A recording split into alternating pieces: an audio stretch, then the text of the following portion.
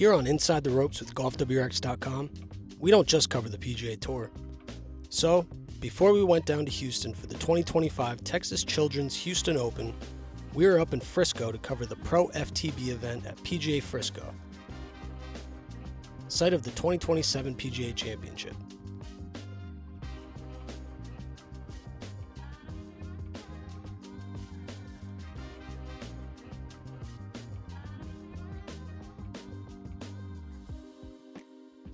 The Pro FTB event featured some of NFL football's best golfers, with a star-studded field including John Elway, Jerome Bettis,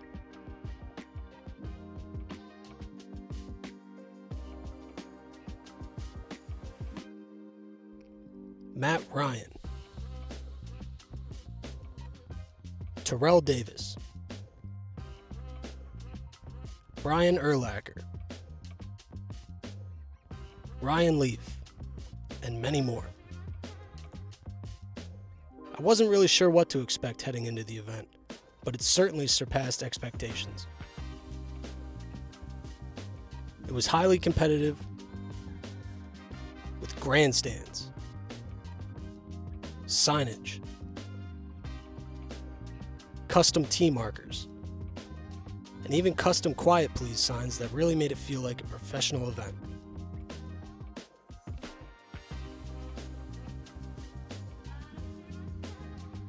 Throughout their careers, these guys have obviously gotten used to amazing locker room atmospheres. And the Pro didn't disappoint on that front. I mean, what a locker room.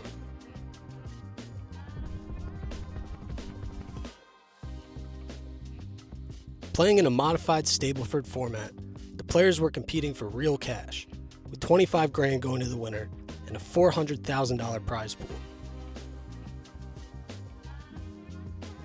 Although we entered as an amateur, Matt Ryan, aka Matty Ice, took home the title, making 3 birdies and an eagle on Sunday, totaling 38 points in the final round to win.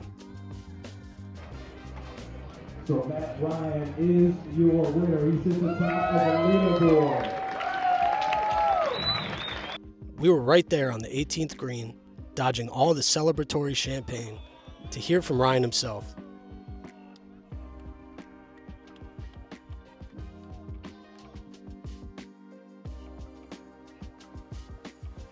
We're so thankful and appreciative. We don't get to compete like we used to, but when you get in an event like this, everybody's grinding his head. And it brings out some of what made us special in our other careers. And so we very much appreciate you guys having us. Thank you for putting this on. I look forward to watching what it becomes and how it grows.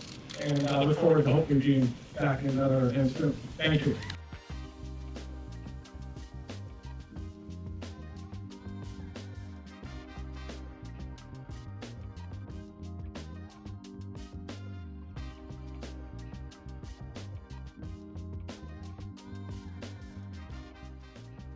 After saying goodbye to the Pro at PGA Frisco, we made the trek down to Houston for the 2025 Texas Children's Houston Open at Memorial Park Golf Course.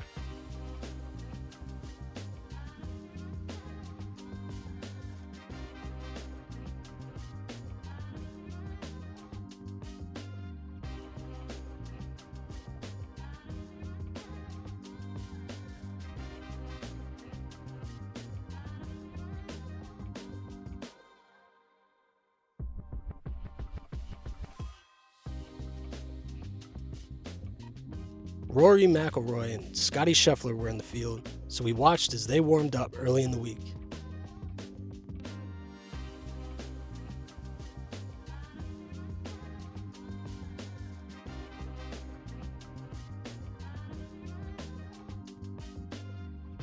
Inside the tour trucks, we checked out a custom red lab golf putter made for former Alabama football coach Nick Saban.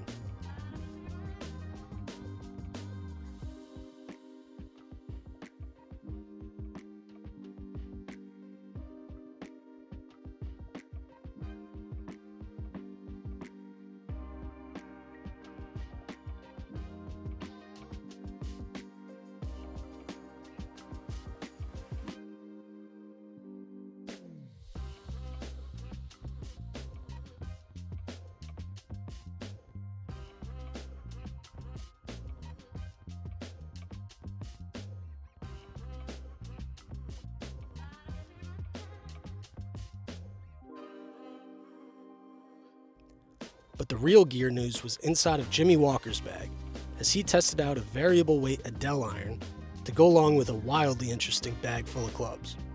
I had 2 drivers in the bag. I had some rings break on my Autoflex on my Callaway, so I had to kind of bring that in, and had to play a different club over in Singapore last week. It was a new shaft. So it was kind of just getting back to, I really enjoy hitting that Autoflex in the driver. It's been really hard to get away from. So it was just kind of, just brought some stuff over, and I hadn't been out on with all the trucks in a while, so it was just kind of coming out and tuning up some stuff. I saw the Dell stuff online, and weighting system on it looked interesting. It looked really pretty, you know, sitting on the ground, and the tri-sole looks really interesting. And so I built one online, bought it, got it shipped to the house, and I hit it on my sim yesterday, and you know, everything feels pretty good off the mat. And I just couldn't wait to hit it because I'm kind of a gear dork. So I hit it on the range a couple times. I was like, wow, that's nice. You know, sometimes they say they work better if you buy them. And that's what all my amateur buddies say. Yeah. Or that, you know, they don't take the stickers off because they're superstitious. You know, the price tag. I don't know. Nothing's changed. I mean, I keep, you know, I've been hitting that Callaway. I was hitting the Paradigm and then hit the Smoke, you know, in succession with the Autoflex, and I've enjoyed it. Titleist is maybe one too, and it's nice. The GT3, it's pretty quick and flat, which is fun. I think it bucked the trend on what you're supposed to have. I know I've always enjoyed having more flex in the driver shaft. I was an X100 in the driver shaft for a long time, early in my career, and I've actually kind of, with this build my sim room, got some old stuff out, just being bored at home, and hit it. It's really amazing how good those shafts feel. They've got a lot of load, they're heavy. So just always kind of tinkering. I don't have them do any special grinds on my irons. I think maybe you're just seeing the wear pattern and the way the finish is kind of rubbing off, giving it more of an appearance. I would think that's what it is. So I don't ask him to do anything specific. Wedges, yeah, Aaron Dill dials up my wedges, you know, hammers off the leading. He squares off the leading edge. I don't like a big rounded leading edge. So he's always, you know, those have always been custom things from Aaron, and they've been awesome.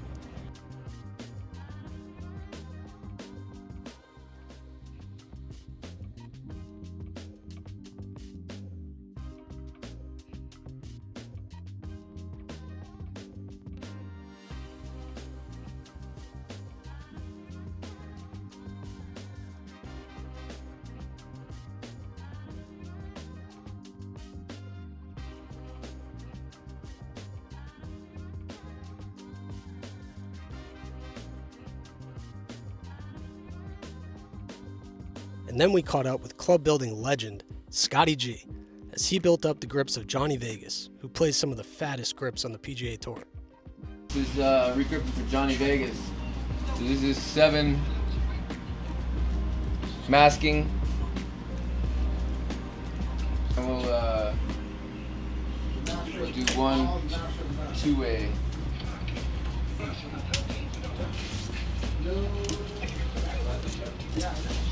And he's a mid-size. Daly's 10 wraps.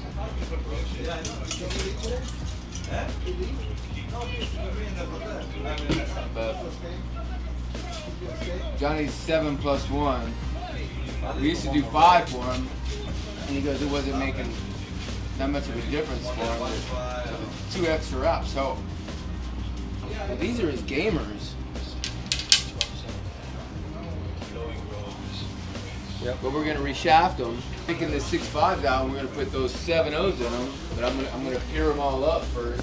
Once the guys get their shaft secured, they're set. Back in the sun, we checked out Paretti's no torque putters.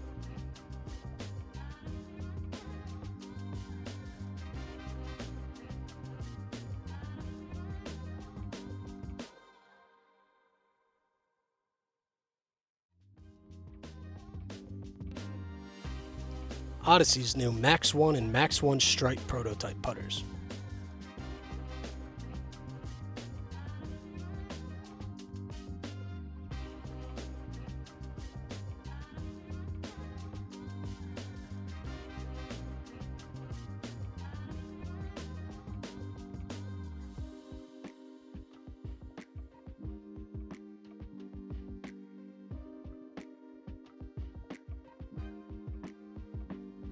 Lonto Griffin's bag full of blacked out Titleist clubs.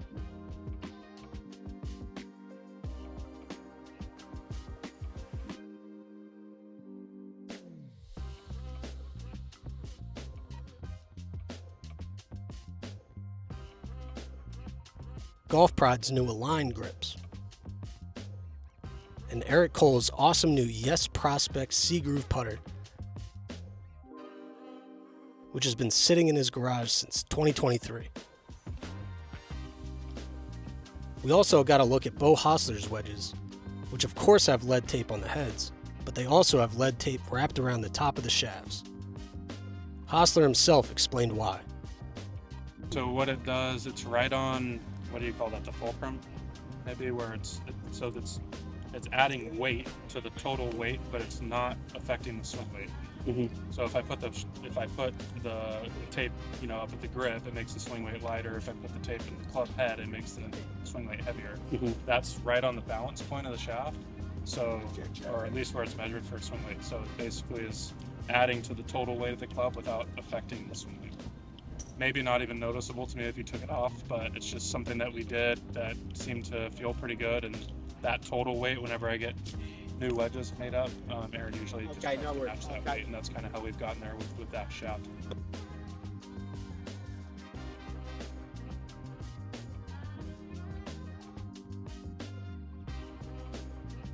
Before we get to a real treat on the range with gearhead Pádraig Harrington, let's first pause for a quick break to try out some local Houston barbecue.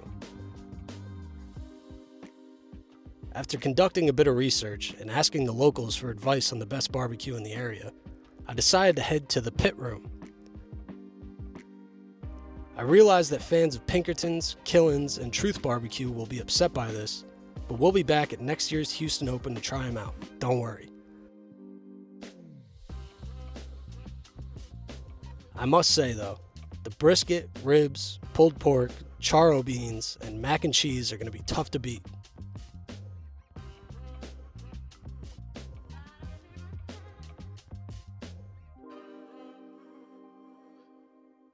Alright, let's head back out to the golf course for a super deep dive into equipment with three-time major champion Pádraig Harrington.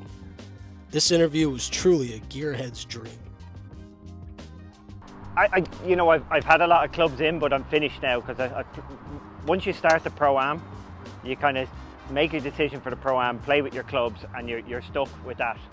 So this would be a pretty standard setup for me during the week. I always carry two drivers, not in the tournament, but I warm up with a backup driver because I don't want to crack the face. So I've always got two drivers on the go because if they crack, you got to have a backup there. So warm up with that, especially I do a lot of speed work. So if you do speed work, you tend to mishit the club.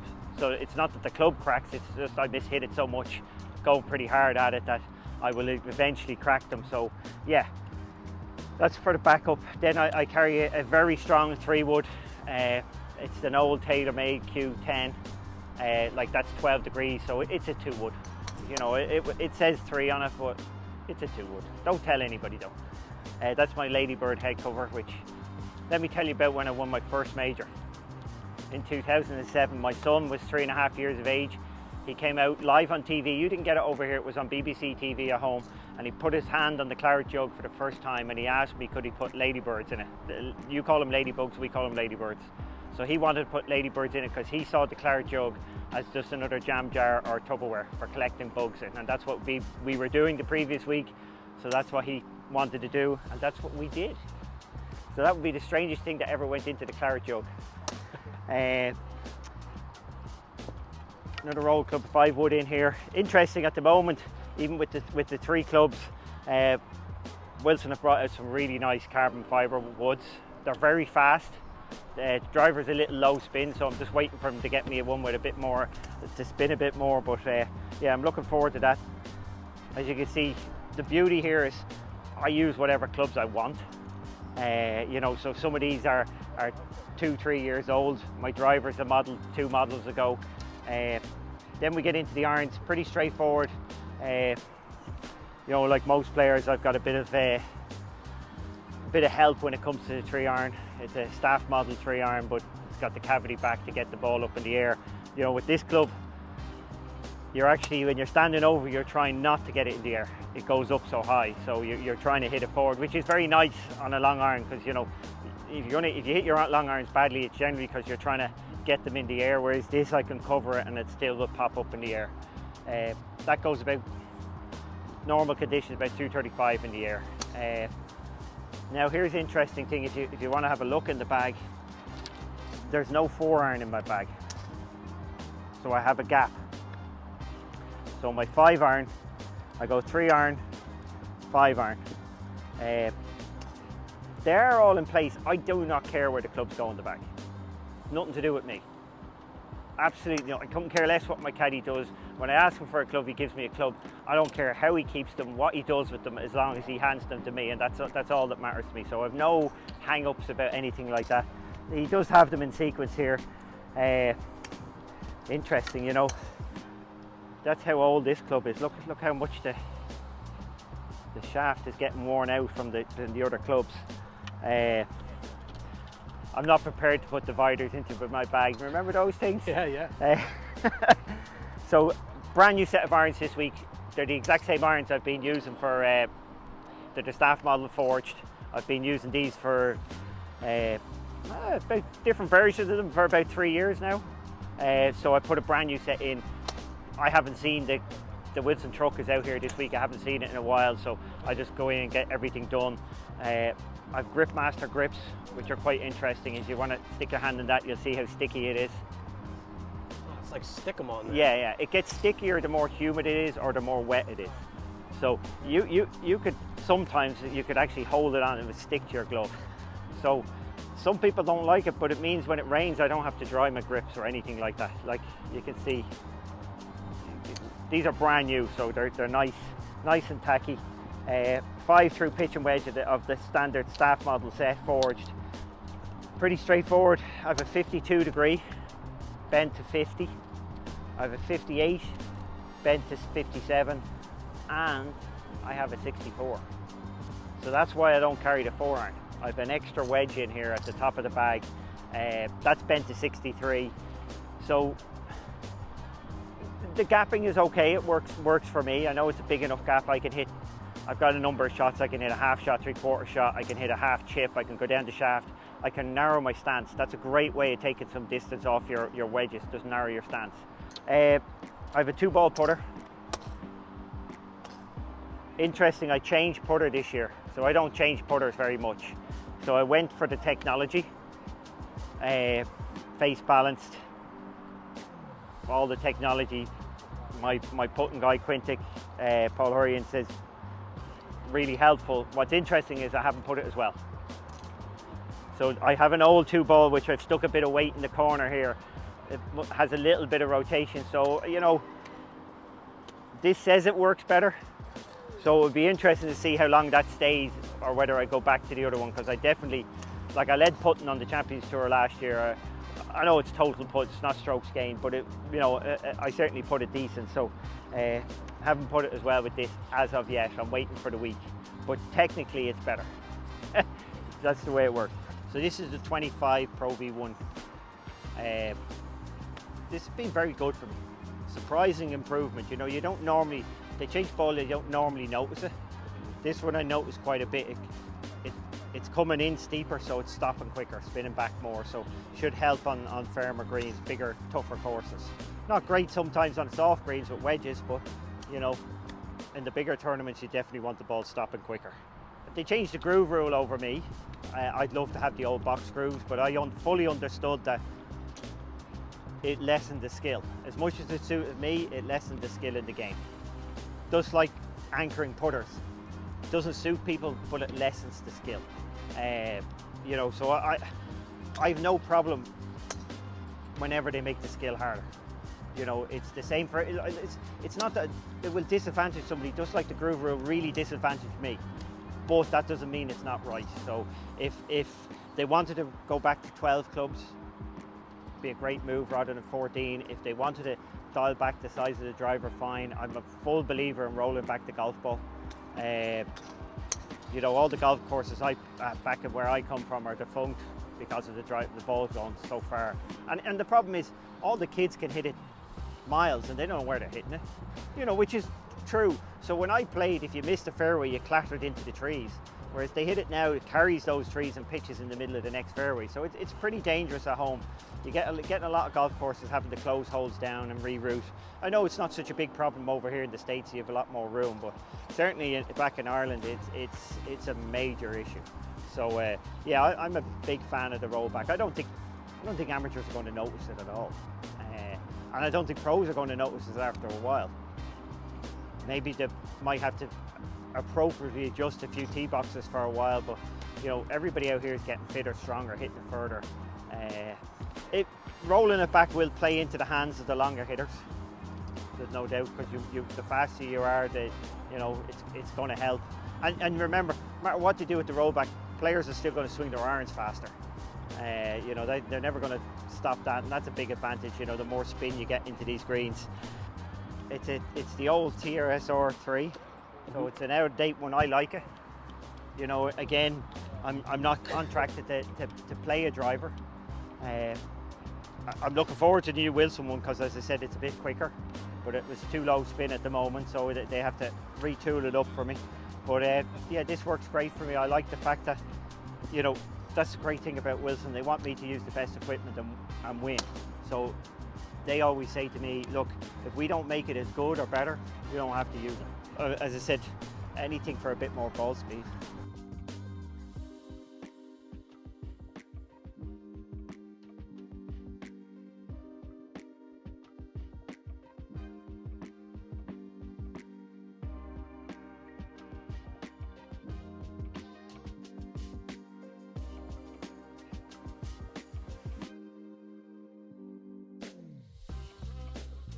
And lastly, we received some great insight from Callaway tour fitter Johnny Thompson on the bag setups of the Hojgaard brothers, where Thompson discusses the similarities and differences between the two. Well, extra similar in speed. They're both very, very fast off the tee. I think they're both around the top 10 in driver head speed. They're both right around 125, so up there pretty high. In terms of game, there is some differences. Rasmus, if you look at his golf swing, his hands are a little higher, his plane is a little bit steeper, where Nico's definitely flatter. It's a shorter backswing, he gets it a little deeper, and because of that, it creates some differences in how their clubs are set up. But in terms of their games, like, they see a very similar ball flight. It's very, very straight with just a very subtle fall right. They don't really pull it one way or the other. It leaves pretty much down their lines, and then, you know, they like to just see it fall out of the sky a little to the right.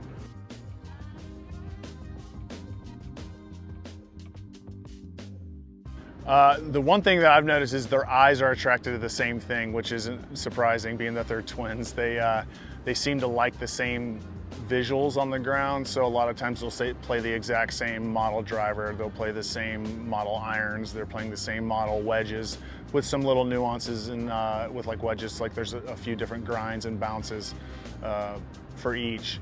But their irons, you know, they're the exact same with just a little bit of a shaft change, with Nico being a little flatter, a little deeper, a little bit different delivery. He plays a Project X LZ.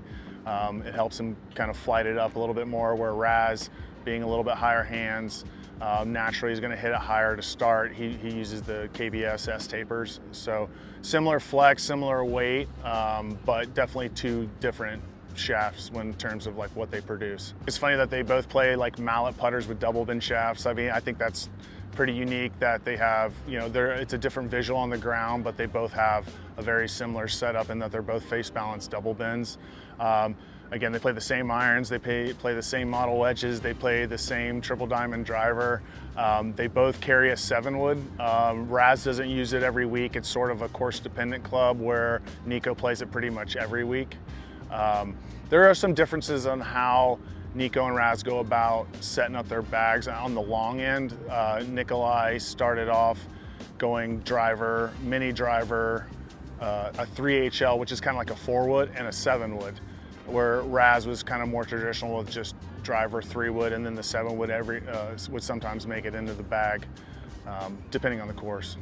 Yeah, I think 7-woods in general, it's something that has been talked about a lot recently in kind of the golf world. It's, you know, with spin, I feel like so much for tour golf has been designed to launch high and spin low, and then at some point you just kind of need the ball to stay in the air longer and up in the air. And so the 7-wood, if you watched it in flight and went back 20 years, you probably feel like you're looking at a 5-wood flight, but they're 7-woods. And it's just of how the industry has gone through design, that with ball, like everything spinning lower. So you need something to kind of kick it up in the air so that it stays in the air, you know, the amount of time that you need it to hit those numbers. So the 7-wood, I think, is just always unique, because you think of people that are in the top 10 of head speed on the PGA Tour playing a 7-wood, it's kind of crazy, but it's more common now than it's ever been. Like they practice together, they play together, so off weeks, if we go do any time with them at home, they're almost always together. But they play a fairly similar schedule. Like in the past, like last year, for example, Nico was fully exempt on the PGA Tour and Raz wasn't. So we saw Nico way more than we saw Raz. Well, this year, Raz had a fantastic year on the DP, qualified through the top 10. So now they're both out here pretty steady, and they do practice kind of similar times, and you know, they do play together a lot too.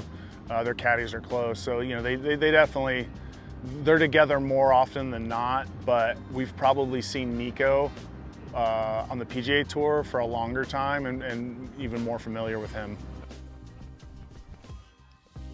Now, unfortunately, we have to say goodbye to Houston and the Texas Children's Houston Open. But we'll see you next week in San Antonio for the Valero Texas Open. Enjoy this week's event.